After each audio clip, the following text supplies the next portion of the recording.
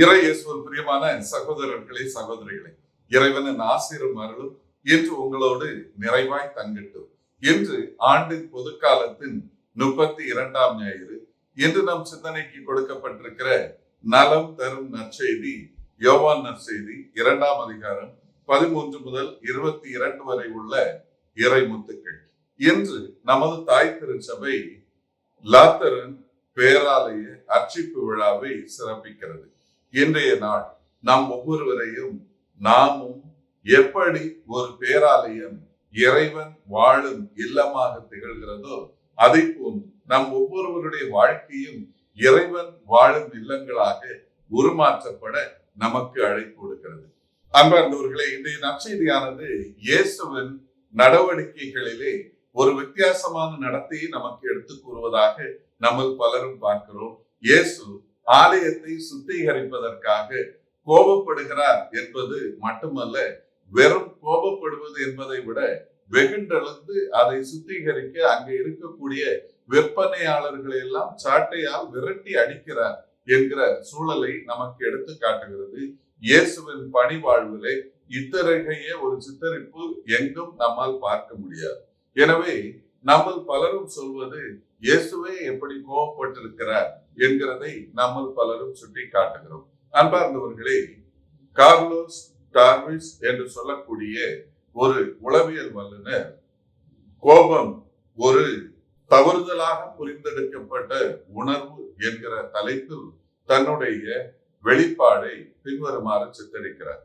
அதாவது, ஒரு மனிதன் கோபப்படுவது என்று சொல்வது அது மிக மிக நல்லது என்பது மட்டுமல்ல, அவர் சொல்லக்கூடியது ஒரு மனிதனை சுற்றி இருக்கக்கூடிய அநீத செயல்களை எதிர்க்கும் முகமாக ஒரு மனிதனுடைய உள்ளார்ந்த நீதியின்பால் இருக்கக்கூடிய தாக்கம்தான் கோபம் என்று இவர் சொல்லுகிறார். எனவே இத்தகைய சூழ்நிலையில் வெளிப்படுத்தப்படக்கூடிய கோபங்கள் பல நேரங்களிலே அநீத செயல்களின் பக்கம் இருக்கக்கூடியவர்களுக்கு இது எதிர்மறையாக தெரிகிறது என்று சொல்கிறார். இவர் உலக வரலாற்றிலே பல மனிதர்கள் நீதியின்பால் விடுதலை வேட்கை கொண்டவர்கள் இத்தகைய போராட்டங்களை நடத்துகிறார்கள். இவர்கள் கோபங்கள் பல நேரங்களிலே தவறுதலாக புரிந்து கொள்ளப்படுகிறது. ஆனால் கோபங்கள் நீதியின்பால் உண்மையின்பால் இருக்கக்கூடிய வேட்கையின் வெளிப்பாடு என்று நாம் புரிந்து கொள்ள வேண்டும். இது தவறுதலாக எதிர்மறையான குணம் என்று நாம் ஏற்றுக்கொள்ளக் கூடாது என்பதை இந்த உளவியலாளர் குறிப்பிடுகிறார். அன்பார்ந்தவர்களே, இன்றைய நற்செய்தியிலே ஆண்டவர் இயேசு கிறிஸ்து தன்னுடைய தந்தையின் இல்லம், இறை வீடு, இறைவன் உறையும் இல்லம் என்று சொல்லக்கூடியது புனிதத்துவமாக பேணப்பட வேண்டியது. இது அனைத்து வகையான மக்களும் ஒருங்கிணைக்கக்கூடிய பகுதி என்பதும், எப்படி தன்னுடைய தந்தையின் இல்லம் புனிதத்துவமற்ற நிலையிலே இருப்பதை பார்த்து அவர் வெகுண்டெழுகிறார் என்கிறதை இன்றைய நற்செய்தி நமக்கு தெளிவுற சித்தரிக்கிறது. எனவே இந்த இறை இல்லம் என்று சொல்லக்கூடியதன் புனிதத்துவம் பேணப்பட வேண்டியதன் அவசியத்தை நமக்கு எடுத்து கூறுவதாய் இன்றைய நற்செய்தி அமைந்திருக்கிறது. அன்பார்ந்தவர்களே, கோவில் என்று சொன்னால் இஸ்ரேலர்களுடைய வாழ்வில் மிக முக்கியத்துவமான இடத்தை பெற்றதாக இருந்தது. அதாவது அவர்களுடைய ஆன்மீக வாழ்விலும் சரி, வரலாற்றிலும் சரி, இவர்கள் இந்த கோவில் என்பது மிக முக்கியத்துவம் வாய்ந்ததாக கண்டுகொண்டார்கள். எனவேதான் அரசராகமம் முதல் புத்தகம் 8ஆம் அதிகாரம் 10 முதல் 11 வரை உள்ள வசனங்களிலே சாலமோன் இறைவனுக்கென முதல் முறையாக இல்லம் கட்டிய பொழுது இறைவனது ஆற்றல் இந்த கோவிலை சூழ்ந்து கொண்டிருந்தது. இதை மக்கள் பார்த்தார்கள் என்பதை இது சித்தரிக்கும் முகமாக அமைந்திருக்கிறது. எனவே முதலாக கடவுளுக்கென சாலமோன் ஆலயத்தை கட்டி எழுப்புகிறார். இந்த ஆலயம் முழுக்க முழுக்க இறை பிரசன்னத்தால் ஆட்கொள்ளப்படுகிறது. இறைவனது புனிதத்துவம் இந்த ஆலயத்திலே நிலைத்திருக்கிறது, நிறைந்திருக்கிறது. இறைவன ஆசீர்வாதத்தால் மக்கள் நிறைக்கப்படுகிறார்கள் என்கிறதன் அடையாளமாக இது அமைந்திருக்கிறது. அதே நேரத்தில் இஸ்ரேலர்களுடைய வாழ்விலே இந்த ஆலயம் என்று சொல்லக்கூடியது இவர்கள் வாழ்க்கையில் வழிபாட்டிற்கும் இறை வேண்டலுக்கும் மிக முக்கியமான இடமாக இருந்தது. எனவேதான் எசையா இறைவாக்கினர் 56 அதிகாரம் 7 குறிப்பிடுகிறது, என்னுடைய இல்லம் இறை வேண்டலின் இல்லம் என அனைத்து நாட்டினருக்கும் தெரிய வரும் என்கிறபடியாக குறிப்பிடப்படுகிறது. இதே நிலையைத்தான் இறை இல்லம் என்று சொல்லக்கூடியது இஸ்ரேலர்கள் மத்தியிலே இது இறைவனுக்கென பலி செலுத்தக்கூடிய இடமாக போற்றப்பட்டது என்பதை நாம் லேவியராகமம் 16 அதிகாரம் 15 முதல் 17 வரை உள்ள வசனங்களிலே பார்க்கிறோம். அதே நேரத்தில் ஆலயம் என்று சொல்லக்கூடியது இறைவனோடு இஸ்ரேலர்கள் ஏற்படுத்திய உடன்படிக்கையின் அடையாளத்தின் சின்னமாக இருந்து வந்தது என்பதை அரசராகமம் முதல் புத்தகம் 8 அதிகாரம் 21 எடுத்து கூறுகிறது. ஏனென்றால் சாலமோன் ஆலயம் கட்டிய பின் சாலமோன் இறைவனோடு ஏற்படுத்திய உடன்படிக்கையின் அடையாளத்தை குறிப்பிடும்படியாக இந்த ஆலயத்திற்குள் உடன்படிக்கை பேழையை வைத்து பாதுகாக்கிறார். எனவே இஸ்ரேல் மக்களுடைய உடன்படிக்கையின் அடையாளத்தின் இடமாக இந்த ஆலயம் போற்றப்பட்டது என்பதை பார்க்கிறோம். இயேசுவின் வாழ்விலும் இந்த இறை இல்லம் என்று சொல்லக்கூடியது எவ்வளவு முக்கியத்துவமாக இருந்தது என்றால், லூகாஸ் நற்செய்தி 2 அதிகாரம் 46 முதல் 49 வரை உள்ள வசனங்களிலே பார்க்கிறோம். தன்னுடைய சிறு வயதிலே காணாமல் போன சிறுவன் இயேசுவை அவரது பெற்றோர் பல இடங்களிலும் தேடி கண்டுகொள்ளாமல் இறுதியாக ஆலயத்திலே கண்டெடுக்கிறார்கள். அவர் ஞானிற்கு மத்தியிலே அமர்ந்திருப்பதை பார்க்கிறார்கள் என்கிறதை விவிலியம் சித்தரிக்கிறது. இதே நிலையைத்தான் இயேசுடைய வாழ்க்கையின் ஒவ்வொரு நிலையிலும் தான் இறை இல்லம் நோக்கி பயணித்தார் என்பதையும், இறைவனோடு உறவாடக்கூடிய இறையாசி பெறக்கூடிய இடமாகவும் அவர் ஆலயத்தை பார்த்திருந்தார் என்பதும் நமக்கு தெரிய வருகிறது. எனவேதான் இன்றைய நற்செய்தியிலே ஆண்டவர் இயேசு கிறிஸ்து எருசலேம் ஆலயம் அசிங்கப்படுத்தப்பட்டு கொண்டிருப்பதை பார்த்து அவருடைய மனக்குமுறலை வெளிப்படுத்தும்படியாக இன்றைய நற்செய்தி நமக்கு இயேசுவின் வாழ்வை நமக்கு சுட்டி காட்டுகிறது. அதே நேரத்தில் இயேசு தன்னை புதிய கோவிலாக வெளிப்படுத்துகிறார் என்பதை யோவான் நற்செய்தி 2 அதிகாரம் 19 முதல் 21 வரை உள்ள வசனங்களிலே, இந்த ஆலயத்தை எடுத்து விடுங்கள், நான் 3 நாளில் மீண்டும் கட்டி எழுப்புவேன் என்று தன்னுடைய உடலை பற்றி குறிப்பிடுகிறார்.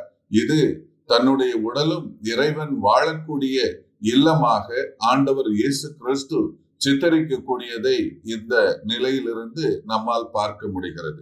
அன்பார்ந்தவர்களை, கொரிந்தியருக்கு எழுதிய முதல் திருமுகம் 3 அதிகாரம் 16 முதல் 17 வரை உள்ள வசனங்களிலே தூய பவுல் அடிகளார் சித்தரிக்கிறார்.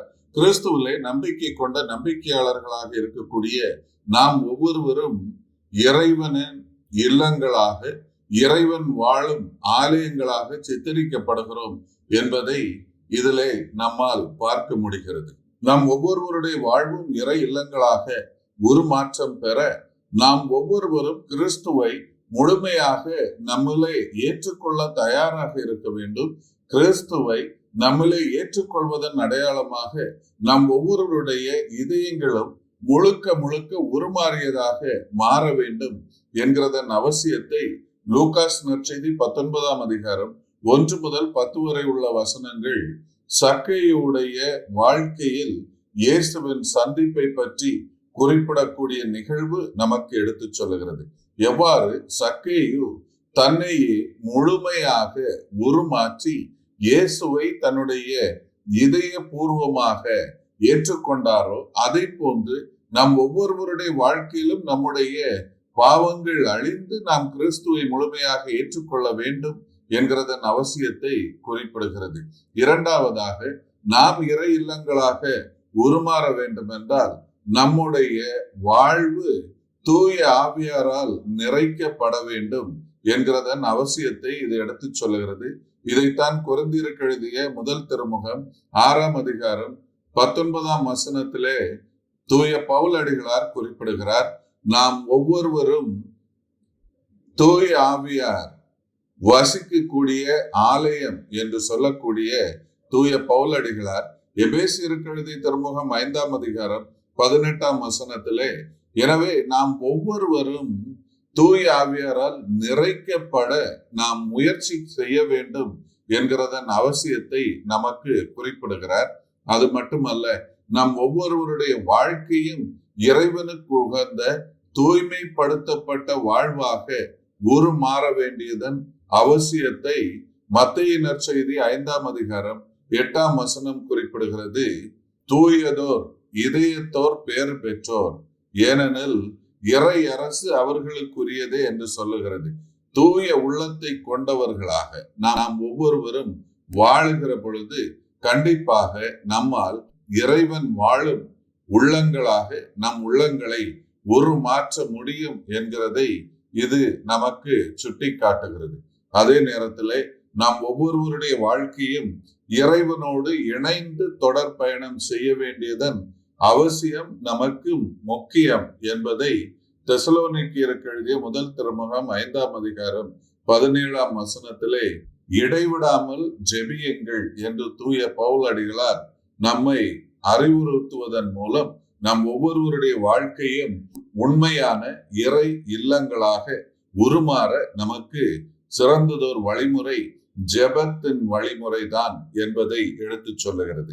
அன்பார்ந்தவர்களே, எனவே இறைவன் வாழும் இல்லங்களாக நாம் ஒவ்வொருவரும் உருமாற்றப்படுவதற்கு நம் ஒவ்வொருவருடைய வாழ்க்கைக்கும் மிக தலை சிறந்த அம்சம் நம் ஒவ்வொருவருடைய செயல்பாடுகள் வழியாக இந்த உலகத்திலே ஒளிரும் தன்மை பெறுபவர்களாக நாம் எப்படி மாறுகிறோமோ அந்த நேரத்திலே நம்முடைய செயல்பாடுகள் நம்மை இறைவனுக்கு உகந்த இல்லங்களாக நம்முடைய உள்ளங்களை உருமாற்றுகிறது என்று இன்றைய நற்செய்தி நமக்கு சுட்டி காட்டுகிறது.